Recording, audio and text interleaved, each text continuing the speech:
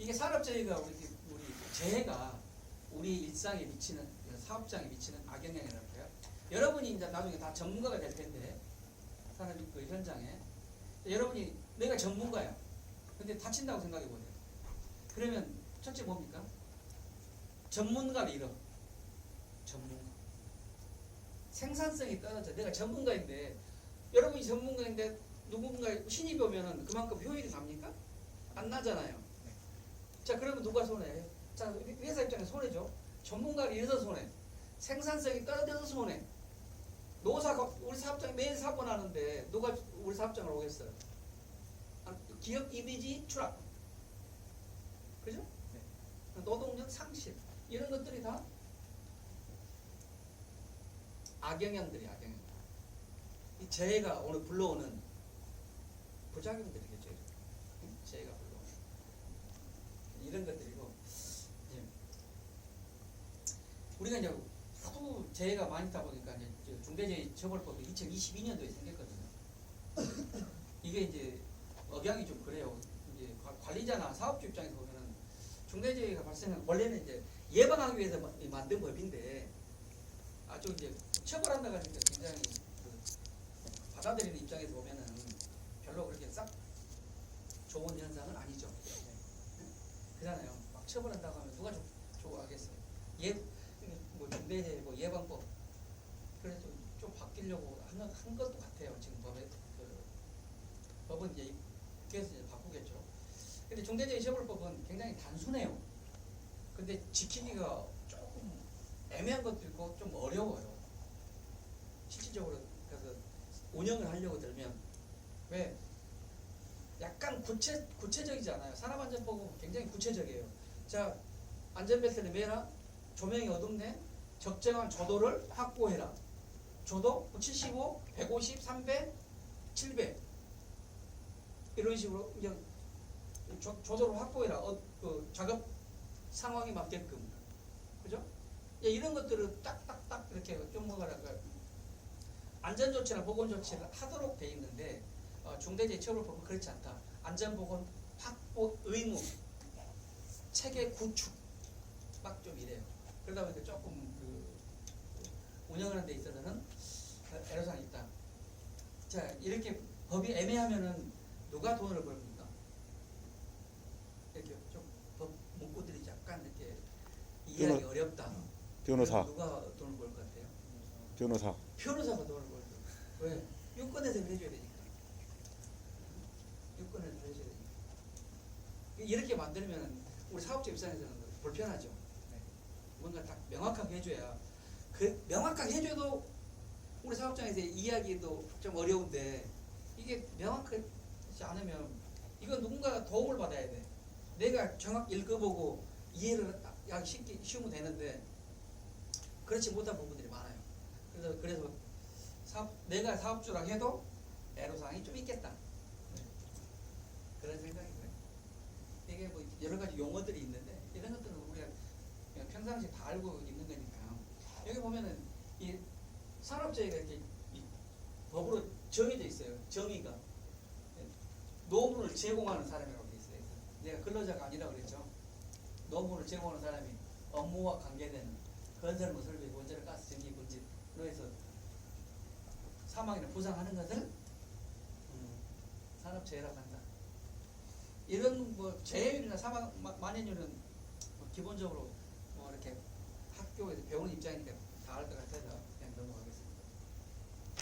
우리가 이제 그 사고를 보면은 중대재해가 한번 발생하려면 1대 29대 300이라는 게 있어요. 이게 약간의 그 산업 현장의 법칙 같은 게 있는데, 자, 한 명이 사망하는 재해를 받으려면 한 300번에 크고 아차 사고 날 뻔한 거 한 300번 반복돼. 300번.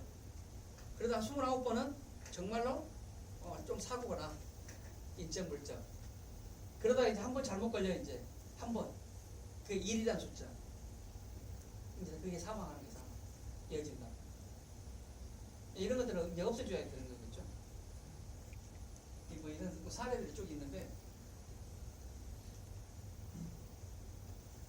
자, 사고를 일으키는 원인들이 보면은 직접 원인과 간접 원인, 그다음에 사고 재해인데 우리가 여기서 뭐 어떤 걸 제거해 주면 가장 이 사고나 재해로 안 갈까요?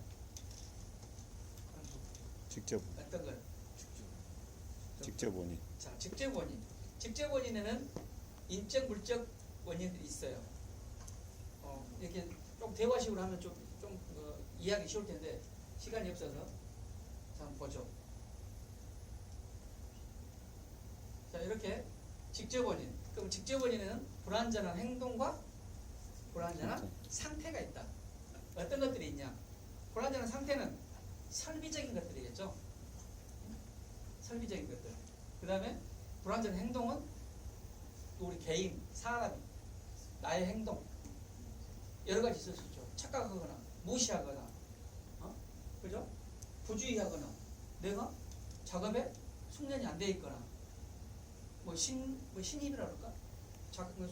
작업을 공정 자체를 잘 모르거나 이런 것들은 이게 불완전한 행동으로 이어지고, 불완전한 상태는 이제 설비적인 개념으로 생각하면 되죠. 설비적인 거. 그러니까 기계, 노후화, 안전장치, 작업 부적정, 안전 통로, 작업 환경, 작업 절차 이런 것들은 불완전한 상태라 그러고, 요게 이제 딱 만나면 겹치면 이게 재해로 이어진다. 이게 직접 원인이다. 이게 보면은 보통 한 불완전한 행동은 전체 재해의 88% 정도를 차지한다. 한 10% 정도는 불완전한 상태이고 2% 정도는 불가항력 적인 원인으로 100으로 봤을 때 이렇다. 이게 이제 요 이제 잔디 깎는 운전사죠. 자, 이 사람이 불완전한 행동을 하니까 이 사람이 죽는 거예요. 그죠? 이 사람이 운전자가 자기 본연의 잔디 깎는 운전을 정면으로 보면서 작업 환경을 확인하면서 제대로 하면은 여기 살 수 있는데, 이렇게 불완전한 행동을 하니까 죽는다. 이런 행동들이 여러 가지가 있는데 한번 시간이 없으니까 결론만 보죠. 불완전한 행동. 불완전한 행동은 사람이 하는 거죠. 이 방금 했었죠. 이 직접 원인 중에 한 88%가 불완전한 행동이라는 얘기를 했고, 불완전한 행동과 의식이 않는 거, 이건 실수라고 치고, 생각은 있어. 근데 알면서도 해. 위반이죠. 알면서도. 이러면 안 되겠죠.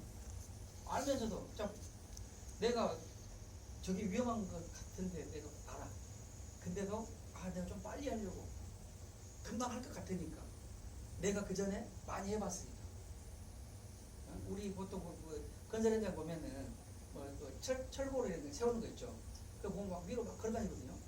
근데 떨어져서 굉장히 많이 죽어요. 근데 내가 10년, 20년 했는데 지금까지 아무 일 없었어.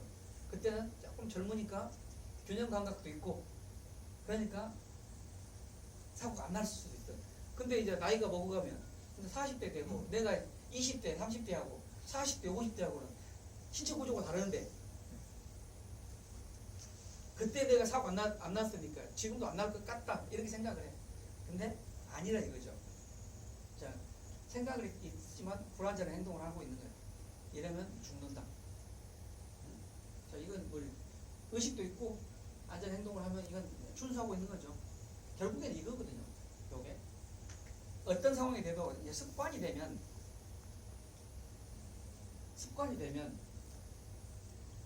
안전 습관이 되면 사고는 줄일 수 있다. 안 날 수는 없어요. 그런 것들이 뭐냐? 이런 것들이 교육과 훈련과 규정과 표지 이런 여러 가지가 복합적으로 작용을 하면 사고는 줄일 수 있다. 우리가 사람이 하는 일을 완벽하게 할 수 없잖아요. 사고는 나게 돼 있어요. 그걸 줄이려고 하는 게 우리가 해야 될 일이다. 안 나면 좋지만 우리 전체 사업장이 한 320만 개 되거든요. 우리나라가 전체 사업장이 320만 개 사업장에서 우리 근로자들이 일을 하고 있는데 사고 안 날 수 있겠어요? 그건 불가능한 일이잖아요. 그러니까 근로자가 한 2천만 정도 돼요. 2천만 명. 안 날 수 있겠냐고. 작년에 우리 그 전남 서부 지역이 전국에서 꼴찌했습니다. 꼴찌. 한 30명 정도 우리 전남 서부 지역에서 산업 현장에서 사망했거든요. 한 1,750명 정도가 다쳤어요. 근데 비율로 따지면 우리가 굉장히 높다. 0.77. 왜 그럴까요? 그만큼 우리 모수가 작아. 우리 전라남도 전남 이 서부 지역의 모수가 그게 뭡니까? 근로자 수가 작다는 얘기예요. 전체 여기가 21만 명밖에 안 돼요. 근로자가. 산업재에 가입된 근로자가. 그 중에 10만 명이 조선업에 종사하는 사람들이에요. 21만 명 중에. 조선업이 굉장히 사업장 환경이 위험 요소가 곳곳에 많이 도사리고 있죠. 그래서 사고가 좀 많이 나는 편이에요. 그쪽이. 그래서 이제 저희들이 많이 그쪽에 집중을 하고 있는데, 그런 부분들은 우리 근로자들이 어떤 자세, 어떤 생각, 그게 안전의식이죠. 내가 어떤 생각을 갖고 일을 하냐에 따라서 다르다. 지금 여기 어차피 계신 분들은 조금 시간이 지나면 다 예비 산업 인력들이잖아요. 내가 현장에 가서 산업 일꾼으로서, 그죠? 국가에 뭐 이바지할 사람들인데 이런 그 학교에서 배웠던 안전 의식 이런 것들을 현장에 가면 실천을 해요. 실천. 괜찮겠지. 이런 것보다는 내가 안전 수칙, 보건 수칙들을 잘 지켜가면서 이렇게 일을 하면 재해로부터, 사고로부터 나를 보호한다. 뭐 여러 가지 이제 뭐 있는데요. 이 재해 이런 건 통계 얘기했고, 자 우리가 안전을 왜 합니까? 우리 안전의 중요성, 안전. 이 키워드 오늘의 뭐 핵심인 것 같네요. 키워드 3개로 정리되죠. 안전은 첫째는 나를 위해서 하는 겁니다. 나를 위해서. 내가 다치면 안 되잖아요. 자 가정이 뭐 여기에 뭐 가장도 있을 수 있고, 나 자신을 내가 보호해야 되는 거예요. 두 번째는 가족을 위해서 하는 거죠. 내가 만약에 다치면 우리 집에 생계는 누가 책임지고 우리 가족을 누가 보호하고 내가 보호해야 되는데, 그래서 첫째는 나를 위해서 하고, 두 번째는 가족을 위해서 하고, 세 번째는 자 여러분 같으면 뭐 여기 직장이 있으면 그 회사를 위해서 하는 거고, 자 저희 같은 경우는 국가로부터 월급을 받으니까 국가를 위해서 하는 겁니다. 그죠? 네. 그 상황에 맞게끔 이 안전의 키워드가 딱 3개 정리됐죠. 나를 위해서 하고, 가족을 위해서 하고, 내가 소속돼 있는 직장을 위해서 하는 겁니다. 그 직장이 없으면 누가 나한테 월급을 주고 누가 나한테 생활할 수 있는 걸 반대급부로 줄 수 있는 게 없잖아요. 가끔가다 그런 분들도 있어요. 내 여기 안 다니면 다른 데 가면 되지. 그럼 거기도 그 직장이라는 그거잖아요. 그렇게 단순하게 생각할 게 아니다 이거죠. 안전은 그래야 된다. 영상은 안 되니까 넘어가고요. 자, 이 산업안전은 산업안전보건법하고 중대재해처벌법 거의 한 2가지 그 법으로 운영이 된다고 이제 생각하시면 될 것 같아요. 그럼 산업안전보건법이 있고 중대재해처벌법이 있는데, 산업안전보건법은 크게 정부가 해야 될 일, 근로자가 해야 될 일, 그 다음에 사업주가 해야 될 일. 근데 이 중에 사업주가 해야 될 일이 가장 많아요. 정부는 산업재해 예방 정책하고 수립하고 조정하고 통제하고 하는 업무가 정부가 해야 될 일이고, 사업주는 이 법에서 정하고 있는 내용들을 실천하고 지켜야 될 의무가 또 있고 정보를 제공해 줘야 되고, 근로자는 사업주나 뭐 고용노동부나 법에도 그랬어요. 공단이 사업장에 가서 안전조치에 대한 지도, 기술지도 지원했을 때 거기에 따라야 될 의무가 있다. 이렇게 이제 법은 이제 3가지로